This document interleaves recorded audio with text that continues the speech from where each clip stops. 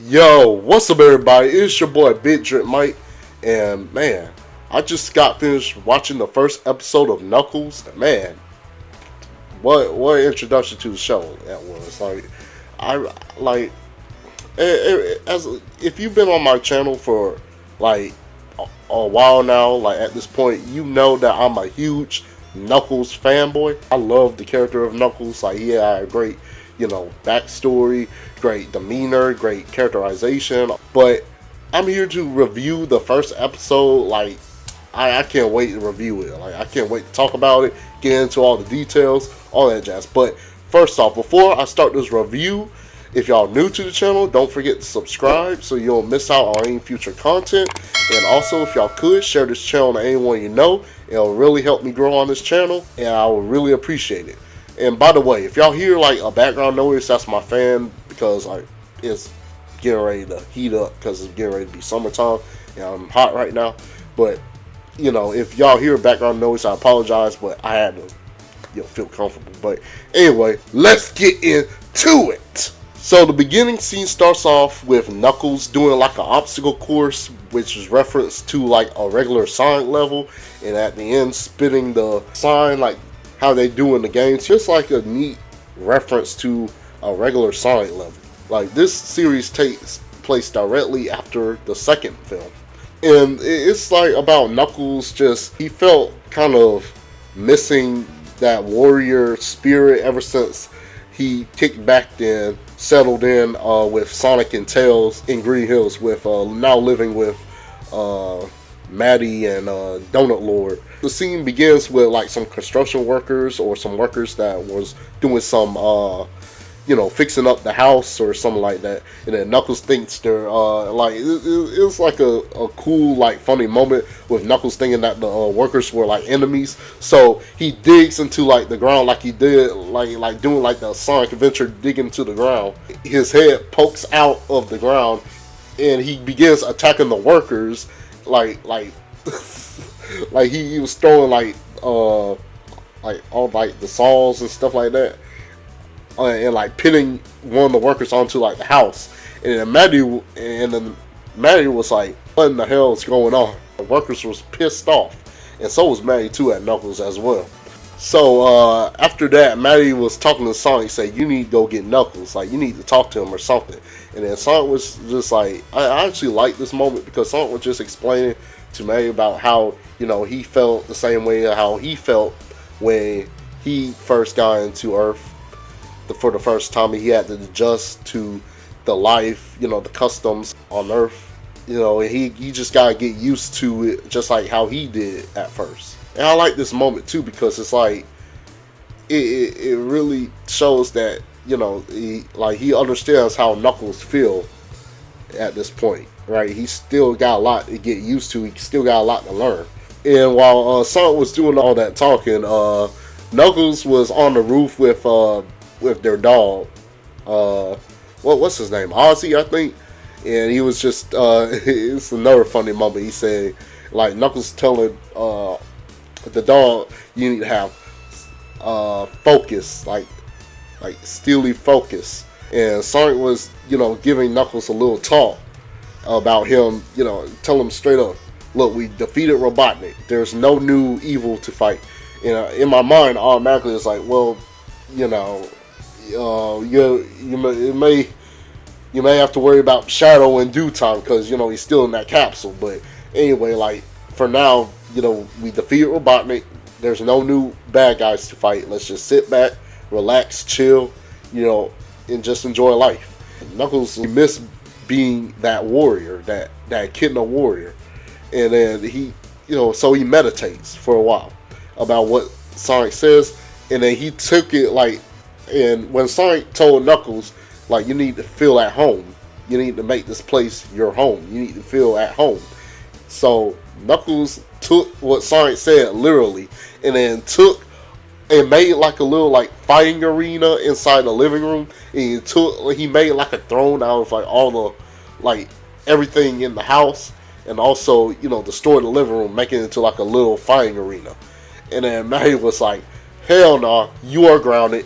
And then Knuckles was trying, like, I like it was a funny moment because Knuckles was about to square up against Maddie, and then Maddie was like, "Excuse me," and it's, it was a funny moment. It was a funny moment, and like it's, like I'm saying, like if y'all don't know what I'm talking about, you need to watch the first episode yourself so you can know what I'm talking about. So like Knuckles trying to square up against Maddie, and Maddie was like, "Excuse me," and someone was trying to explain to Knuckles, Knuckles, you don't like you may not want to do that. So Knuckles just like, fine, I'll accept your grounding, and then he goes up to the attic, and then Sonic tries to keep him company by giving him like some comics. Tell him like you can read comics, listen to music, and then that little moment in like one of the trailers where Sonic looked like Sonic was trying to make like a TikTok or something. Like he was trying to like tell him like you can make videos too, like TikTok videos. Yeah, I like the fact that Sonic is just trying to help out Knuckles throughout all this, because Knuckles, like I said, like he's trying to like find his place now, since he gave up being a warrior. And he told in the last scene, like he told Sonic the reason why he's staying here in Green Hills with living with Sonic and Tails, because he made a vow to him in the last movie, and that's basically the reason why he chose to stay.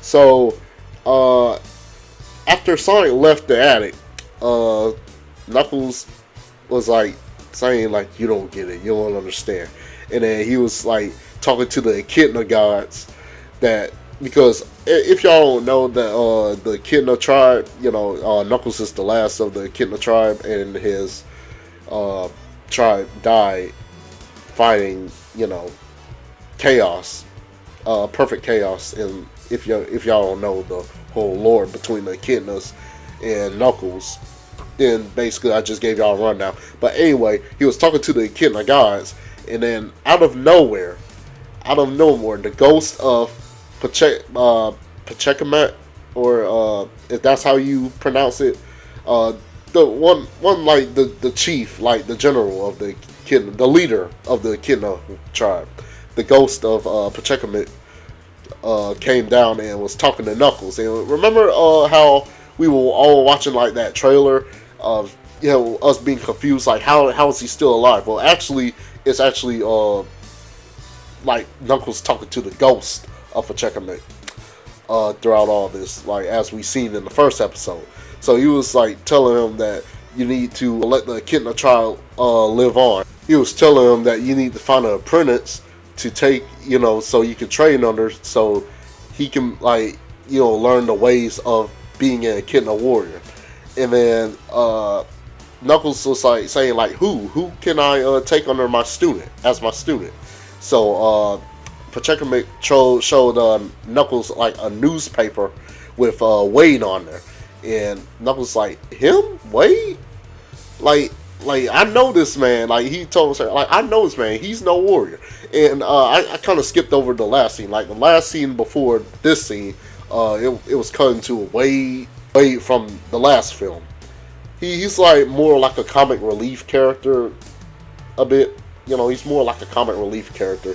So it cuts to him bowling, and he loses, and it's nothing really too important, but it's like him like bowling, and there's this little girl that keeps like trying to throw him off, trying to distract him, and picking on him and stuff like that.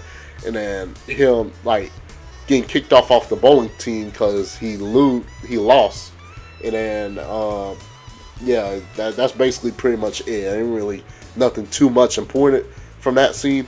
But back to the scene where Knuckles thinking about recruiting Wade. So he goes over to his house, right? And Wade was trying to like get fit, right? He was trying to lift weights, stuff like that. And then Knuckles shows up, and then trying to like say, hey, you want to come on a journey so you can learn how to be a warrior? And then Wade was like, sure, of course, because he wants to win another bowling match. There was this moment there, Knuckles just bends the barbell and just throws it at Wade. And I was like, dang, that ain't even hurt him a lot. So, and then it cuts to the driving scene where Wade and Knuckles are driving, and then they're off to like some place or away from Green Hills in order to teach Wade how to become a warrior.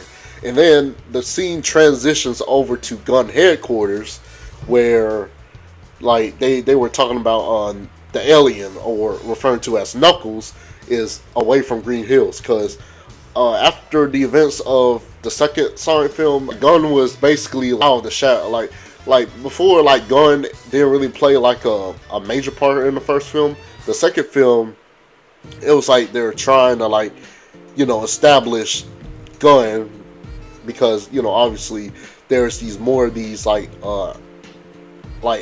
anamorphic animals with crazy superpowers that are coming into our world, and it's like Gun is like, okay, we need to do something about that. So I'm glad that Gun like is playing like a more major role in the story going forward, considering that the third Sonic film is going to have Shadow in it, and a lot of Gun activity is going to be in that movie. But anyway, back to what I'm saying. Gun is like investigating where Knuckles is going to be located next. And then two of these guards, one is played by Kid Cudi, by the way. And then this lady guard, I think her name was Willoughby or something like that. And then there's this another agent. Now the agent, that agent has like some sort of suspicions about what the other two agents were doing. So Kid Cudi got like the ring, right? He threw the ring on the ground and he just pushed that one guard into the mushroom planet. It cuts to that guy that was Robotnik's old business partner.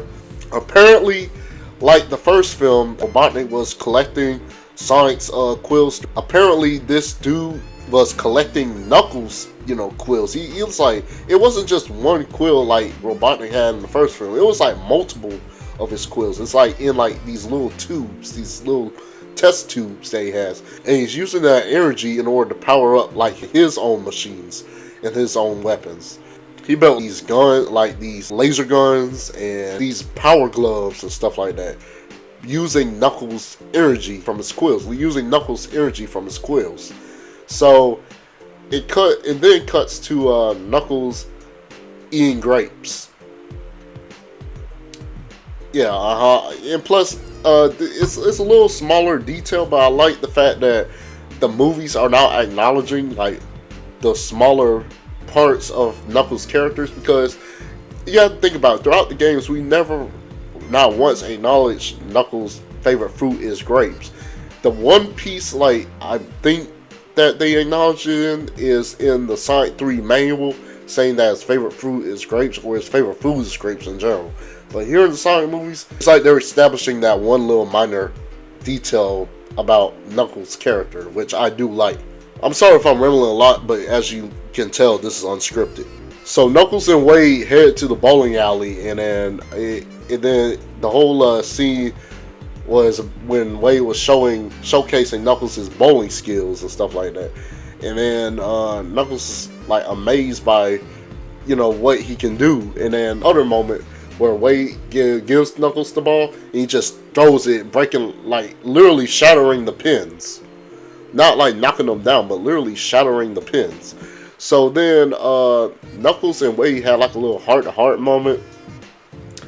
And then like Wade was just talking about the reason why he likes bowling so much, because of his dad. And then his dad literally abandons him when he was younger, and he imagines him stand beside him as he bowls. He imagines that his dad's still beside him, and that's the reason why he likes bowling so much. And then like Knuckles was understanding what Wade was saying, and then he was telling Wade that bowling, when you bowl, it makes you feel like home. Makes you feel at home when you bowls. And then Wade was like, yeah, pretty much. Moment got interrupted when the two agents pulled up throughout the ring, one of the rings, like pulling up on Knuckles, trying to fight him and stuff like that. And they did. Like Knuckles was literally holding his own against both the agents, right? until Knuckles threw Kid Cudi onto like the arcade machines and stuff like that. You know, because he was holding his own against the fight until the lady agent threw the ring onto the ground, like literally threw the ring under his feet, Knuckles' feet, and then teleporting him into like a prison box, trapping him, and that was the end of the first episode. And I gotta say, like, I like the fight. I have to say I like the fight. I think the choreography is very decent. I feel like the fact that they using like weapons powered by Knuckles' squeals is, you know, really ties back into the first film. And I gotta say that CGI, like the CGI used for these characters, like Sonic, Tails, Knuckles, really looks the same, if not better, than the movies. You know what I'm saying? Like, I feel like they improved the CGI and made like their colors more vibrant to match with their game counterparts. And yeah, that's the first episode of the Knuckles series, and I'm really looking forward to watching episode 2. I haven't watched it yet. I'm waiting. Like, I'm gonna watch it with my little brother. First episode I watched by myself, but I'm gonna watch the rest with my little brother, and I'm gonna go over by episode. But for now, it's just episode 1. I'm gonna go by episode. But anyway, with that being said, have a good day, have a good night, and I'll see y'all in the next video. Peace!